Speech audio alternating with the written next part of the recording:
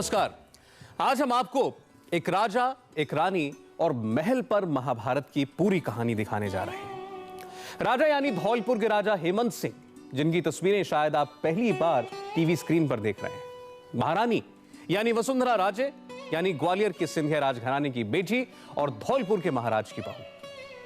महलों में रहने वाली इन शख्सियतों की कहानी की एक कड़ी है यही महल, जिसे लेकर महाभारत छिड़ी है।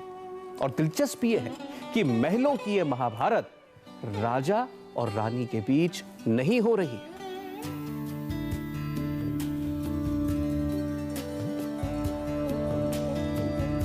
ऐश्वर्य और वैभव के ऐसे ही राजमहलों से निकलकर वसुंधरा राजे राजस्थान की हुकूमत की महारानी है। वो ग्वालियर राजघराने की शान शौकत है, जिसका लहू वसुंधरा राजे की रगों में दौड़ता है।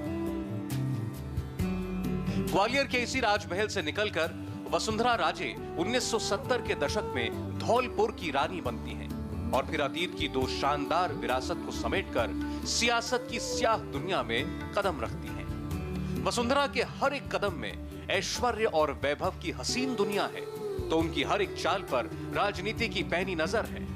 आज वसुंधरा और उनका परिवार निशाने पर है। उनका खानदानी अतीत पृष्ठभूमि से निकलकर सेंटर स्टेज पर है और उनके राजनीतिक वर्तमान को झकझोर रहा है। आइए सबसे मुश्किल दौर से गुजर रही वसुंधरा राजे और उनके इतिहास के चंद ऐसे पन्नों से आपको रूबरू कराएं, जो विशुद्ध राजनीति से अलग एक दूसरी ही दुनिया का हैरतअंगेज सफर है। 62 साल की वसुंधरा राजे ग्वालियर के महाराज जीवाजी राव सिंधिया और विजय राजे सिंधिया की बेटी हैं। बताते हैं कि वसुंधरा राजे पर अपनी मां विजय राजे सिंधिया की गहरी छाप है। हम आपको बता दें कि विजय राजे सिंधिया बीजेपी के संस्थापक सदस्यों में से एक थीं और इमरजेंसी के दौरान जेल तक में बंद रहीं। यह मां का असर है कि राज परिवार की वारिस होने के बावजूद परंपरा और आस्था से वसुंधरा का गहरा लगाव है और शायद वसुंधरा की मुसीबतों की एक वजह भी। सियासत के सबसे मुश्किल वक्त से गुजर रही वसुंधरा राजे जयपुर के मानसरोवर इलाके के परशुराम भवन में भागवत कथा की पूर्ण आहुति में शामिल हो रही हैं। विरोधी कह सकते हैं कि यह सियासी मुसीबत से निकलने की कोशिश है, लेकिन ये वही विरोधी हैं जो वसुंधरा सरकार को भगवान भरोसे वाली सरकार कहते थे। कहने का मतलब ये कि वसुंधरा का हर काम आस्था और परंपरा से जुड़ा होता है। वो सत्ता चलाती हैं तो आस्था से जुड़कर, और जब परिवार संभालती हैं तो परंपरा से जुड़कर। यही वजह है कि धौलपुर के राजा हेमंत सिंह से राहें जुदा होने के बावजूद वो न तो धौलपुर से दूर हो पाई और न ही वहां की परंपराओं से। हेमंत सिंह और उनकी जो माता जी हैं, इन्होंने काफ़ी कोशिश की धौलपुर को वापस लेने की, धौलपुर महल को वापस लेने के लिए, और वसुंधरा लड़ती रहीं। और जब ये राजनीति में आ गई थी तो ताकत भी उनके हाथ में आ गई थी। अगर धौलपुर राजघराने का कोई बंदा वहाँ पे रहता था तो वसुंधरा ही थी। ये बाकी लोग तो कभी गए ही नहीं वहाँ पे। इन्होंने धौलपुर से चुनाव लड़ा विधानसभा के लिए और बहुत अच्छी तरह जीती, और उसके बाद लोकप्रियता उनकी कभी कम नहीं हुई वहाँ पे। धौलपुर में एक परंपरा है कि नवविवाहित जोड़ा राधा बिहारी मंदिर में आता है और आशीर्वाद लेता है। धौलपुर के राधा बिहारी मंदिर और नरसिंह मंदिर में हेमंत सिंह और वसुंधरा राजे भी शादी के बाद आए और आशीर्वाद लिया।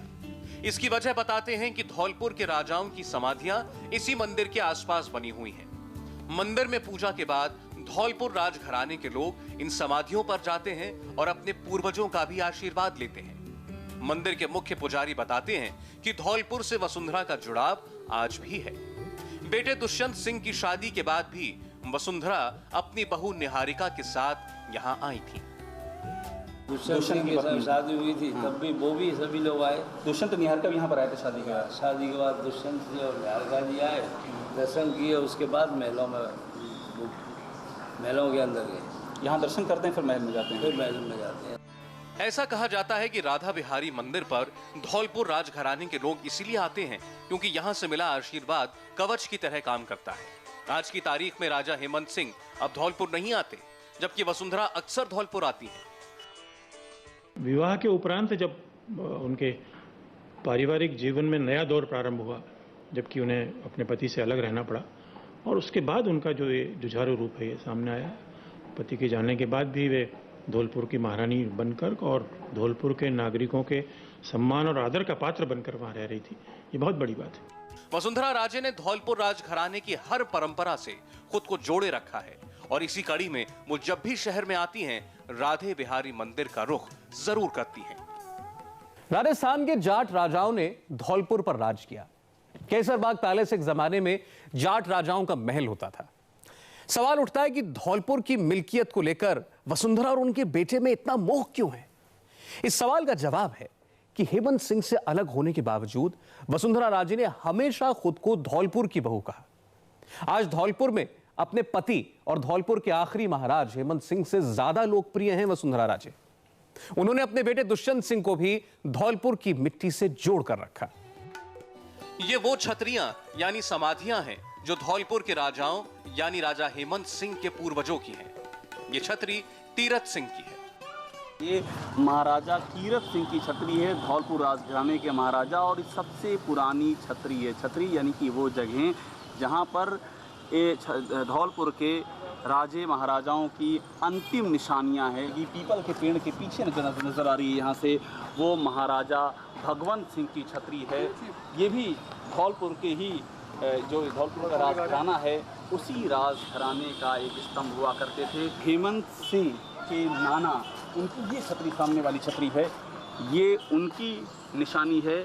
इस तरह से धौलपुर के जो राजघराना है उस राजघराने के वारिसों की यहाँ छतरियाँ बनी हुई हैं। धौलपुर में परंपरा है कि राधा बिहारी मंदिर में पूजा के बाद राजघराने के लोग अपने पूर्वजों की छतरियों पर जाकर आशीर्वाद लेते हैं और फिर राजमहल में जाते हैं। धौलपुर के राजा हेमंत सिंह और धौलपुर की महारानी वसुंधरा राजे भी शादी के बाद यहाँ पर आए थे। हमारे साथ इस मंदिर के पुरोहित ब्रिजेंद्र जी मौजूद हैं और जिस वक्त महाराजा हेमंत सिंह और वसुंधरा राजे यहाँ पर आए थे नवविवाहित जोड़े की शक्ल में, उस वक्त भी ब्रिजेंद्र जी यहाँ पर मौजूद थे। ब्रिजेंद्र जी, आप उस वक्त के बारे में बताइए जब शादी के बाद हेमंत जी और वसुंधरा राजे जी यहाँ पर आए थे शादी के बाद। तो यहाँ आए, ठाकुर जी का प्रसाद दिया, आशीर्वाद दिया, उसके बाद महलों में गए। वहाँ से यहाँ से आने के बाद यह शुरू से परंपरा है इनके पूर्वजों से। यहाँ राधा बिहारी जी मंदिर और नरसिंह जी मंदिर, ये दो प्रमुख मंदिर हैं। हेमंत जी जब यहाँ जी और हेमंत सिंह भी आए थे, जब यहाँ मंदिर पर दर्शन किए, आशीर्वाद लिया, फिर छतरियों पर गए, छतरियों पर अपना मत्था टेका, पूजा अर्चना की छतरियों के, उसके बाद राजमहल में गए। वसुंधरा राजे हों या फिर उनके बेटे दुष्यंत सिंह या फिर हेमंत सिंह, धौलपुर आने पर ये लोग इन छतरियों यानी अपने पूर्वजों का आशीर्वाद लेना नहीं भूलते। धौलपुर के राजघराने की वारसों की इन छतरियों के किनारे किनारे झाड़ झंखाड़ उगाई है, मगर धौलपुर का जो इतिहास है वो इन झाड़ झंकाड़ों से अछूता है।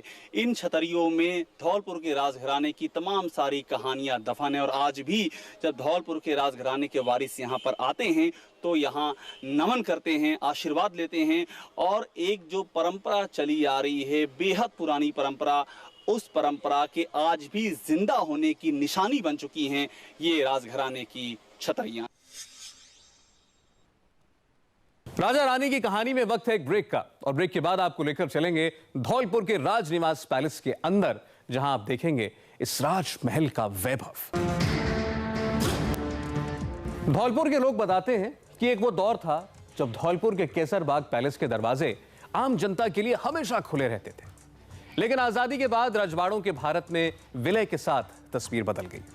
दुष्यंत सिंह के पिता ने धौलपुर राजघराने के राजमहल केसरबाग पैलेस को भारत सरकार को सौंप दिया और बदले में धौलपुर पैलेस ले लिया। इसी पैलेस में वसुंधरा राजे पहली बार शादी के बाद आई। कहते हैं कि 1972 में हेमंत सिंह और वसुंधरा राजे की शादी हुई तो दोनों राजनिवास पैलेस में रहने आए, लेकिन एक साल बाद ही हेमंत सिंह और वसुंधरा राजे की राहें जुदा हो गई। तब हेमंत सिंह रहने के लिए दिल्ली चले गए इस वक्त मैं खड़ा हूं दिल्ली के पंचशील मार्ग पर और इस मार्ग पर 6x1 बंगला है। ये बंगला है राजस्थान से बीजेपी सांसद दुष्यंत सिंह के पिता और राजस्थान के मुख्यमंत्री वसुंधरा राजे के पति हेमंत सिंह के नाम पर। जाहिर तौर पे अभी देश में सियासी माहौल गरमाया हुआ है। इन दोनों के जो संपत्ति विवाद को लेकर जो बातें कही जा रही है और उसके मार्फत ये वसुंधरा राजे पर निशाना साधा जा रहा है कि किस प्रकार से धौलपुर हाउस, जो कि हेमंत सिंह के समय में वो एक सरकारी संपत्ति हो गई थी, ऐसा कांग्रेस का दावा था, और उस सरकारी संपत्ति को कैसे ललित मोदी के साथ मिलकर एक होटल में कन्वर्ट किया गया। बताते हैं कि दोनों के रिश्तों को सामान्य बनाने की बहुत कोशिश हुई, लेकिन कामयाबी नहीं मिली। शादी हो गई, इसके बावजूद कि ये हेमंत सिंह की सगाई हो चुकी थी भरतपुर की राजकुमारी के साथ। तो जो इनकी जो माता जी थी, इनको ये शादी बिल्कुल नागवार गुजरी शुरू से। तो 2-3 साल चली और फिर उसके बाद प्रॉब्लम्स शुरू हो गई थी और उस वक्त तक ये दुष्यंत पैदा भी हो गए थे। तो लेकिन वो जो तलाक का मामला है वो बड़ा लंबा चला। वसुंधरा राजे से अलग होने के बाद हेमंत सिंह दिल्ली के पंचशील मार्ग के आलीशान बंगले में रहने लगे। इसी बीच वसुंधरा ने दुष्यंत सिंह को जन्म दिया। बाद में हेमंत सिंह और उनके बेटे दुष्यंत सिंह के बीच धौलपुर की जायदाद का विवाद अदालत पहुंचा। नानी विजय राजे सिंधिया की तरफ से अदालत में मुकदमा हुआ, जिसमें लंबी कानूनी लड़ाई के बाद 2007 में भरतपुर की एडीजे कोर्ट में समझौता हुआ। इस समझौते के तहत दिल्ली की जायदाद हेमंत सिंह के पास रही, जबकि धौलपुर का राजनिवास पैलेस दुष्यंत सिंह के पास। 1947 धौलपुर के राजघराने के इतिहास में एक बड़ा बदलाव लेकर के आया। 1947 से पहले धौलपुर का ये राजघराना एक जीती जागती किंवदंती हुआ करता था, जिसकी कहानियां लोग गर्व के साथ में सुनाया करते थे। लेकिन 47 के समझौते के बाद ये पूरा राजघराना एक प्रॉपर्टी में तब्दील हो गया और उसके बाद के वक्त ने प्रॉपर्टी के लिए उठी हुई एक भारी जंग देखी और इस जंग के छींटे आज भी धौलपुर की फिजाओं में तैरते हुए नजर आते हैं। राजनिवास पैलेस की मिल्कियत आज भी सवालों में है और ये वसुंधरा राजे की सियासी मुसीबत की एक वजह है। ललित गेट में विपक्ष वसुंधरा राजे पर धौलपुर पैलेस को हड़पने का आरोप लगा रहा है। मूल बुनियादी बात है, बुनियादी बात जो है कि जबरदस्ती गैर कानूनी तरीके से सरकारी संपत्ति का कब्जा किया गया है इस नियंत्रित प्राइवेट प्रॉपर्टीज के द्वारा। ये जो सिटी पैलेस ऑफ धौलपुर है वो राजा दुष्यंत सिंह जी के नाम पर उल्लेखित है। या मैं ये भी, इसके भी डॉक्यूमेंट्स ये सारे मैं आपको दिखा रहा हूं। विपक्ष ने तो आरोप लगा दिए, लेकिन आलम यह है कि वसुंधरा की हनक की वजह से धौलपुर में कोई इस बात को बताने के लिए तैयार ही नहीं कि आखिर राजनिवास पैलेस की मिल्कियत है किसके पास।